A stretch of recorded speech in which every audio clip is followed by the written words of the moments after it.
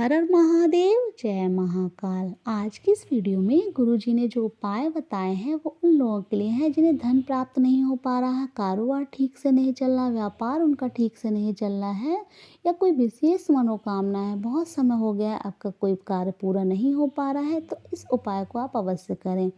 इस उपाय में आपको 1 लोटा जल ले लेना है, अपने किचन से आपको जल भर लेना है जहाँ आप पीने का पानी रखते हैं, और आपको 1 बेलपत्र लेनी है। इन 2 चीज़ों को लेकर आपको शिव मंदिर पहुँचना है, और वहाँ जाकर सबसे पहले आपको दक्षिण दिशा में बैठना है और अपना फेस है वो उत्तर दिशा की तरफ करना है। उस बेलपत्र को अपने हथेली पर रखना है। आपकी जो भी मनोकामना है, जो भी जिस भी कार्य के लिए आपने ये उपाय किया है, वो आपको भगवान से प्रार्थना करनी है उसके लिए। और इस बेलपत्र को सबसे पहले आपको माता अशोक सुंदरी वाले स्थान पर समर्पित कर देना है। माता अशोक सुंदरी का स्थान वही होता है जहाँ से जल नीचे गिरता है। जहाँ जब जब आप शिवलिंग पर जल चढ़ाते हैं तो जल नीचे गिरता है, तो बीच में एक लाइन होती है मोटी सी, कहीं कहीं सांप की आकृति बनी होती है, तो वो जो स्थान कहलाता है वो माता अशोक सुंदरी का स्थान कहलाता है। हम आपको वीडियो में दिखाने का प्रयास कर रहे हैं कि आपको जो बेलपत्र है कहाँ समर्पित कर देनी है। तो सबसे पहले आपको बेलपत्र माता अशोक सुंदरी वाले स्थान पर समर्पित कर देनी है। उसके बाद यही बेलपत्र आपको उठानी है। आपने माता अशोक सुंदरी वाले स्थान पर समर्पित की और फिर उसे उठा लिया।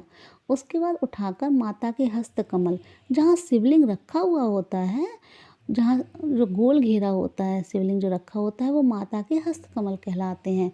तो ये जो आप बेलपत्र आपने उठाई है वो आपको माता के हस्त कमल वाले स्थान पर रखनी है, अपनी मनोकामना बोलनी है, लगातार आपको श्री शिवाय नमस्तुभ्यम का जाप करना है।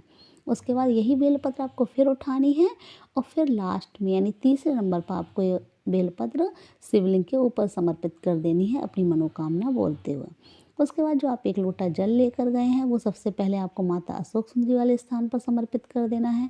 फिर माता के हस्तकमल जो गोल घेरा होता है जहाँ शिवलिंग रखा रहता है, वहाँ चारों तरफ समर्पित करते हुए लास्ट में यही जल आपको शिवलिंग के ऊपर समर्पित कर देना है। बार बार आपको जल नहीं लेना, इस 1 लोटे जल को ही आपको 3 जगह समर्पित कर देना है।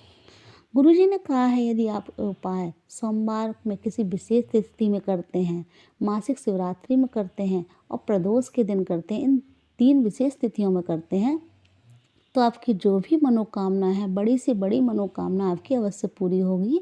जो कार्य आपका बहुत दिनों से नहीं हो पा रहा है, इस उपाय को करने से आपका वो कार्य अवश्य पूरा होगा। तो इस उपाय को आप अवश्य कीजिएगा। एक दूसरा उपाय गुरुजी ने बताया है, यदि आपका मन विचलित बहुत रहता है, बहुत ज़्यादा परेशान रहते हैं, हर समय कुछ ना कुछ आपके दिमाग में चलता रहता है, सोचते रहते हैं, आप डिप्रेशन में जा रहे हैं, तो आपको ये उपाय करना है। बस आपको इसमें क्या करना है, स्टील के लोटे में जल लेना है। स्टील के लोटे में जल ले लीजिए और अपने किचन से बस जल भरना है, और उसमें आपको गाय का कच्चा दूध मिला लेना है। आप चाहे 1-2 चम्मच मिला लीजिए, चाहे आप थोड़ा सा ज़्यादा मिला लीजिए। बस आपको गाय के कच्चे दूध से मिला हुआ ये जल लेकर शिव मंदिर पहुंचना है, और वहां जाकर ये जल चढ़ाना है अवधूतेश्वर महादेव के नाम का स्मरण करते हुए। ध्यान रखिए, आपको ये जल अवधूतेश्वर महादेव के नाम का स्मरण करते हुए चढ़ाना है, और जब ये जल नीचे आए जलाधारी से तो आपको इसे अपने ऊपर छिड़क लेना है।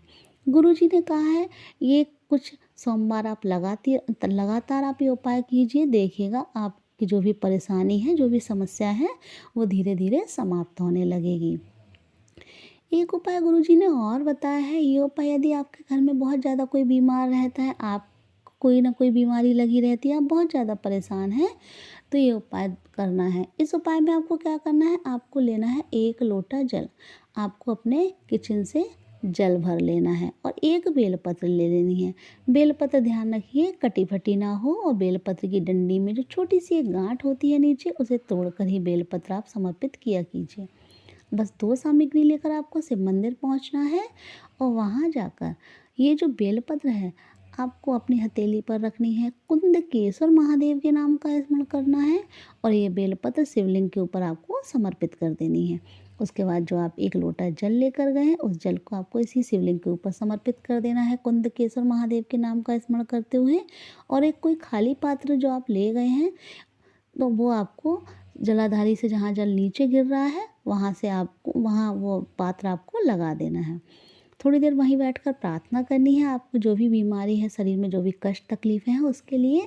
और फिर वो जो जल की कटोरी है, जो भी पात्र आप लेकर गए हैं, उस जल को आपको महादेव से औषधि स्वरूप मांग लेना है। और वो जो बेलपत्र आपने शिवलिंग के ऊपर चढ़ाई है, उसे भी आपको भगवान से औषधि स्वरूप मांग लेना है। ये दोनों चीज़ें आपको ले लेनी है और ये जो बेलपत्र है इसी जल में आपको डाल लेनी है। कुंदकेश्वर महादेव के नाम का स्मरण करना है, ध्यान रखिए जब आप ये दोनों चीज़ें समर्पित करें। उसके बाद ये दोनों चीज़ें आप लेकर मंदिर की चौखट पर आ जाइए।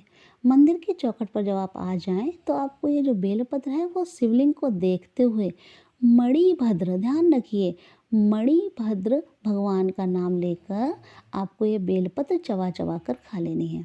और उसके बाद ये जल भी आपको मणिभद्र महादेव का नाम लेकर चबा चबा जो बेलपत्र खा लेनी है और उसके बाद ये जल आपको पी लेना है।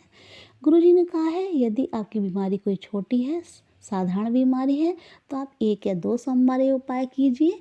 यदि आपकी बीमारी काफ़ी लंबे समय से चल रही है, काफ़ी पुरानी हो चुकी है, तो आप ये उपाय 5 सोमवार लगातार कीजिए। यही इसी तरीके से उपाय कीजिए और वहीं मंदिर की चौखट पर आपको बेलपत्र और वो जल आपको मणिभद्र भगवान का नाम लेकर पीना है और वो बेलपत्र चबानी है। गुरुजी ने कहा यदि आप ये उपाय करते हैं तो देखिएगा आपकी जो भी समस्या है, शरीर के जो भी रोग हैं वो समाप्त हो जाएंगे। यदि आपको वीडियो अच्छी लगी है तो प्लीज़ वीडियो को लाइक कीजिए, चैनल को सब्सक्राइब कीजिए और कमेंट में श्री शिवाय नमस्तुभ्यम अवश्य लिखिए।